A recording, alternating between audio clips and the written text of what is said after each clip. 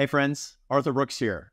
Ever since the new book came out, Build the Life You Want, which I co-wrote with Oprah Winfrey, we've been getting tons of questions on Instagram about happiness, some related to the book and some just related to your life. I want to take a few minutes right now and answer a few of these questions. They're so great. Keep them coming. I really love talking about the subject. It's my favorite subject. I'm glad to see that you're engaging on that. So have a seat and let's talk about happiness. Let's go. So here's a good question. How do you navigate the day happily? Well, to begin with, you have to start with the right expectations. You're not going to be happy all day. I don't know about you, but you're not going to be able to maintain a high level of happiness all day long. Your moods fluctuate over the course of the day for a reason. You're getting bombarded with all kinds of stimuli. Things are happening to you, and your emotions, what they are, is information about what's going on around you. Unless you could control the outside world in its entirety, so that's entirely wonderful, your emotions are going to give you signals sometimes that are aversive. Signals that say, that's probably a threat. That's something you should pay attention to. You're not going to like. That's going to make you feel a little bit aggravated, whatever it happens to be. And that requires that you see emotions in a different way. Emotions are nothing more than information. They're not bad. They're not good. They're just information. And you're not going to be able to control the entire outside world. So that's actually how you navigate the world or the day as happily as possible. By recognizing that the day and what it's going to bring you gives you an opportunity to deal with everything as well as you possibly can. Now, one more thing about that. You're going to have a much better day and deal better with the emotions that come your way, the information that's coming your way, if you start the day right. Now, I can't say, have a good night's sleep. I mean, if you can, that's great.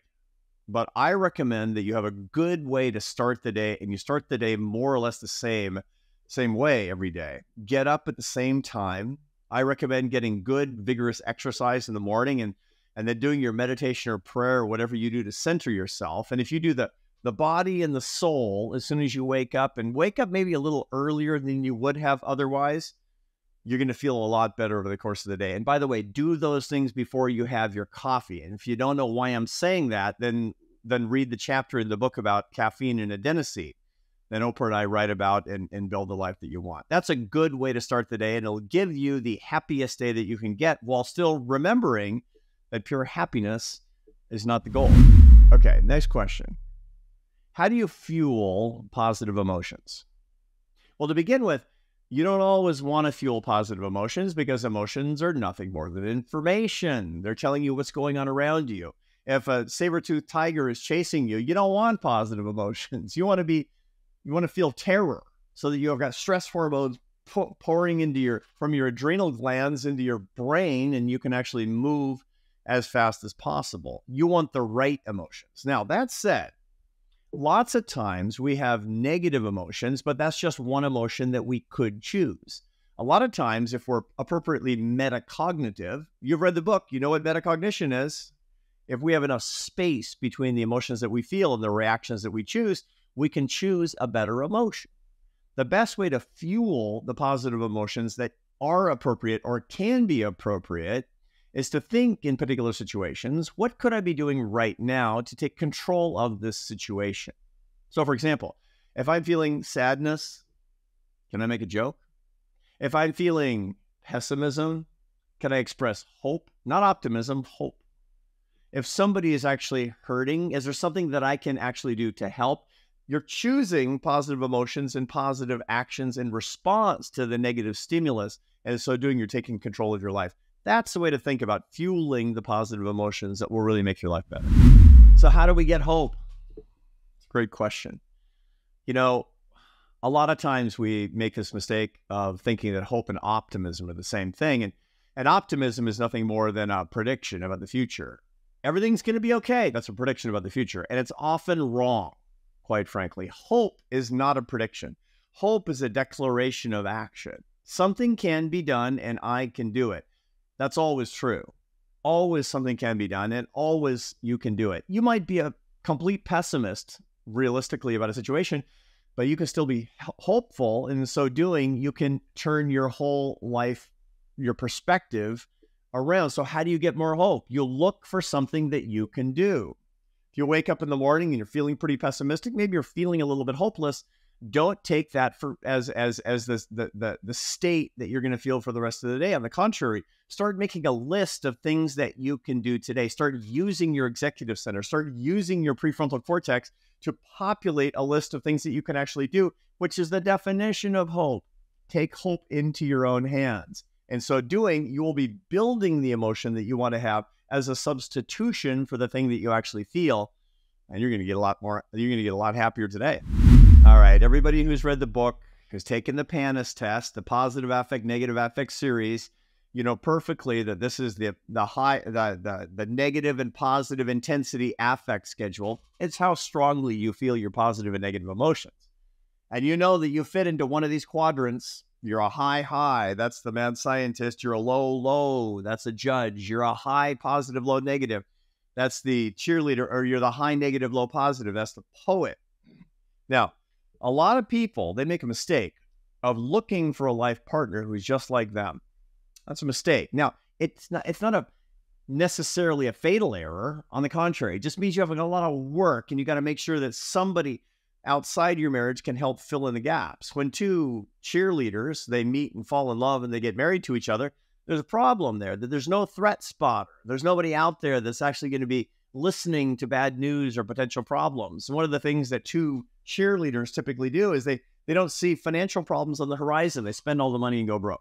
You don't want that. So you need to look for some way to remedy these problems. One of the best ways that you can have a marriage where you fill in each other's gaps is look for somebody who complements your Pannus profile. Now, again, marry the person you're in love with. Don't get me wrong. But if you can choose, look for somebody who's complementary to you and not your carbon copy. Let's say you're a cheerleader. That's great. Everybody wants to be a cheerleader. It's fun. Everybody likes being around cheerleaders. But sometimes you need a poet in your life.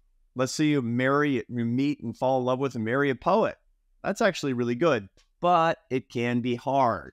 It can be hard because the cheerleader, they don't like bad news. And the poet, they think the cheerleaders are out to lunch. So what do you need to do? You need to appreciate the differences. The cheerleader needs to bring the poet up. The poet needs to spot the threats and be realistic with the cheerleader, and both have to appreciate the differences that they see in the other person. That's what successful relationships all have in common. You're different than me, and that's what I love about you. That's the task at hand when you have somebody who appropriately and really wonderfully has a different Pannus profile. How do you find meaning in life? Well, that's a big question, isn't it? It's like I'm the guru sitting in a cave. What's the meaning of life and how do I find it? Well, I'm going to tell you. Now, that's a long conversation, obviously. That question has occupied all of the philosophers for all of time. So I'm not going to try to steal Socrates' thunder here. I'm not a genius. I'm not one of these philosophers, but I will tell you that social scientists like me have looked at the way to actually find it as opposed to defining what it is and what it means specifically in your life. And there are a couple of simple things that you can do. Now, to begin with, meaning in life is not just one big thing. Meaning in life is really three things. It's the sense of why things happen the way they do. That's called coherence. It's the direction and goals in life. That's called purpose. And it's the would it matter if I weren't even here question. That's significance. And those are the three things to look for. So here's a simple way to think about it. I'm going to give you a 2-question quiz. You need to look for the answers to these questions in your life. Okay, you ready? Question number 1. Why are you alive? You need an answer that you believe. Question number 2. For what would you be willing to die today? You need an answer to that question as well. Go looking for the answers to those questions. When you find your answers, you have found the center of meaning in your life, and you're going to know it when you find it because you're going to feel it. Question I hear a lot: how do we keep connection in a digital world? The answer is you can't leave all your relationships to the digital world. That's the answer to that. It's like basically saying, how do I stay healthy when there's a fast food joint on every corner? Same question, right? Just because there's a fast food joint in every corner doesn't mean you have to eat 3 meals a day in fast food restaurants. You eat in fast food restaurants occasionally because it's efficient or maybe because you love it. But you don't eat every meal there because it's not healthy for you. In the same way, in the digital world where you have all kinds of social media options to stay connected, you can text somebody instead of actually talking to them. You can set up a Zoom meeting as opposed to ever seeing people in person. You can, yeah. But that's just the burgers and fries of life. Do it occasionally, do it in a pinch, but make sure that your in-person relationships are primarily in person with eye contact and touch. That's how you make sure that you can keep connections in a digital world or any world. It's a really tough question. How can I improve my life after losing my child? Well, I can only imagine the pain that you're going through. I never lost a child. I've worked with a lot of people who have. So all I can rely on is what people have told me who are trying to recover from what seems like a really unrecoverable situation. That's the most profound kind of grief. You lose a parent, it's hard. I lost my parents pretty young in one case, but it doesn't feel unnatural. The loss of a child feels profoundly unnatural, like it violates some natural law. And that's why it's a particularly hard kind of grief to recover from. There's a lot of studies on this, and they show that people do, over time, that their grief does diminish.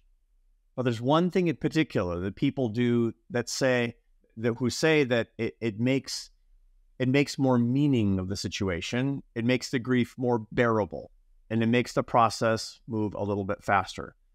And that's in their grief, they reach out and they help others. They use their source of grief as an opportunity to touch other people's lives who have no place else to turn. This is particularly true if you've lost a child and some time has passed. There are people around you who've lost a child and almost no time has passed. These are the people who need you the most. People like me, we can't understand. People like you can understand. Use that understanding as a tool to touch somebody else's heart, to touch somebody else's soul. And in doing that, you'll be lightening each other's loads. Good luck. How do you rebound from challenges? Yeah, this is a classic, It's hard when things don't go your way to see that things are actually going to be okay. And there's a reason for that. Evolution wants you to think when something is bad that it's always going to be bad. Here's why.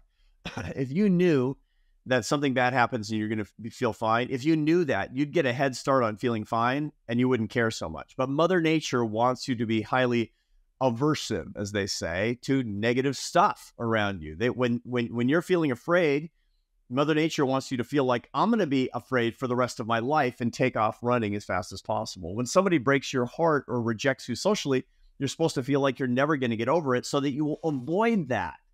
Mother Nature wants you to avoid those things. That's why you have the feelings in the first place. But I got news for you. She's lying. Mother Nature is lying. You're not going to hurt forever. It's not going to feel horrible forever when you have a setback. And you're always kind of surprised how you recover, right? Here's a funny thing. Older people are almost always happier than younger people. Almost always. 60-year-olds are happier than 30-year-olds. You got to ask why. The main reason is they've figured this out. It's not like they don't care when somebody rejects them or is mean to them or is rude to them. They care just like you do. But they know that by tomorrow they're going to feel better about it, so they get a head start on their own emotions. So you can crack that code too by saying the following. I don't like this. I don't like this at all. But I'm going to feel a lot better about this a lot sooner than I think. So let's get a head start. And in the meantime, let's take this situation apart and see what we've learned from it. You do those two things, you're going to rebound a lot faster than you would have otherwise, and you're going to get benefit from it as well. How can somebody find spirituality? What's the best guidance for finding spirituality? Now, this is a question that people ask all the time, and it's actually not the kind of question that typically you find people who are, 12 or 13 years old asking.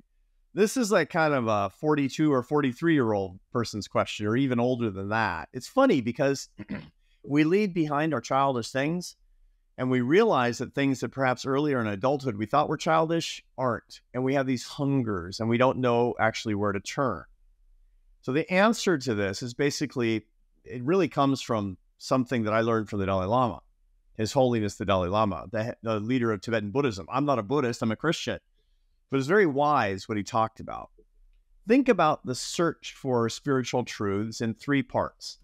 Number one, do the work to figure out what you believe ethically about life. What are your beliefs? What are your beliefs about what it means to be a good person? This is important because you actually can't find your spiritual self when you're living out of sync with your moral self. So figure out what that is. Write it down. Make a list of your actual beliefs about what a good person does, and then ask yourself, am I living according to that? Do the work on actually doing that self-examination. That's number one. Number two, start a meditative practice. I don't mean meditate necessarily. As a Christian, I pray every day. That's a meditative practice. Maybe you're somebody who likes to walk in nature before dawn for an hour without devices. That's your meditative practice. Maybe it is meditation, but you need something that's contemplative in your life. What is it? Start doing it. Start easy, 5 minutes a day, 15 minutes a day. You don't have to do 3 hours a day. Do something that focuses you in a contemplative way. And last but not least, you need to read. You need to read more. There's so much great stuff out there that we're just passing up by scrolling our Instagram feeds, by wasting our time, by frittering away our attention. Take 15 minutes a day. And by the way, you're going to get so stuck on this that 15 minutes is not going to be enough after a while. But start with 15 minutes a day and have a stack of things you've always wanted to read about the deeper verities of life. What are the truths you've always wanted to know about? What are the books that you've always wanted to read? Maybe it's a novel that really has deep moral truths like the Brothers Karamazov of Fyodor Dostoevsky. Maybe it's The Miracle of Mindfulness by Thich Nhat Hanh. Maybe it's the Bible. But just read 15 minutes a day of something like this. If you do those three things, examine your beliefs and write them down, start a contemplative practice, and read the books that you know are going to bring you deeper, your life is going to start changing, and you're not going to have to look anymore because it's going to start to appear before you, your spiritual truths, the life that you want. How can I combat the loneliness epidemic? Now, this is an interesting question, right? Because this question isn't how can I stop being lonely, which is what a lot of people ask. How can I stop being lonely? And to answer that question, I need to know more about your habits. How much time are you spending on social media? Why am I so lonely? I'm 6 hours a day on Instagram. We found the problem, right? So it's actually, that's a pretty, once I understand your lifestyle, I can diagnose something about why you're a lonely person, but that's not your question. Your question is, how can I combat the loneliness epidemic? And the answer is eye contact and touch with others as much as you can. Is be the solution to the problem. It's a problem. It really is a problem. But don't withdraw from the world because there's so much loneliness. On the contrary, walk toward the problem. Be the solution. And if maybe what you really meant was, how do I combat my own loneliness? That's how you do it too. Is get what you actually need. Now, I understand that sometimes you feel like cocooning on the couch with a fuzzy blanket and a pint of Haagen-Dazs and scrolling Netflix by yourself when you're feeling lonely.